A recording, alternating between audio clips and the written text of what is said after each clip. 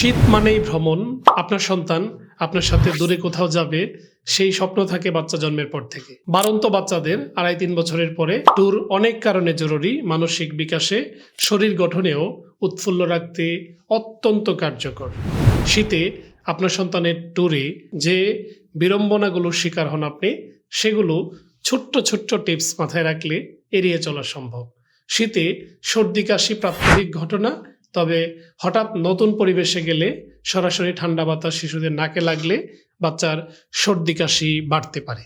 Antihistamine syrup সাথে রাখতে পারেন।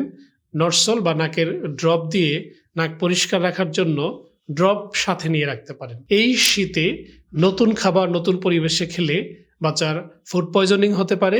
ইদানিং অনেক বাচ্চারা বমি, পাতলা পায়খানায় ভুগছে, পেট ফাঁপায় ভুগছে। আপনার সন্তানকে চেষ্টা করুন হোমমেড খাবার দিতে।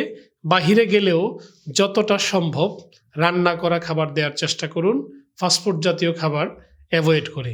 আপনার সন্তানের জন্য ওরসালাইন সঙ্গে রাখতে পারেন। জ্বরের জন্য প্যারাসিটামল দিতে পারেন। শীতে যেই সময়টায় বাচ্চার অনেক বেশি শীত অথবা পানির মধ্যে এক্সপোজার হওয়ার সম্ভাবনা থাকে, সেই ক্ষেত্রে বাড়ন্ত বাচ্চাদের চোখে চোখে রাখুন। বাচ্চারা দীর্ঘ সময় যেন মাথা ভিজিয়ে না রাখে বা পানিতে না ভিজে অথবা ধুলাবালিতে এক্সপোজ না থাকে খেয়াল করুন।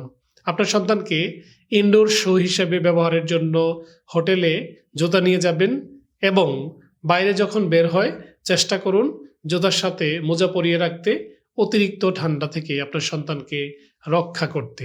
ভেজলিন, অলিভ অয়েল তেল সহ বিভিন্ন ধরনের প্রসাধনী শীতে আপনার সন্তানের ত্বকের সুরক্ষায় অত্যন্ত কার্যকরী।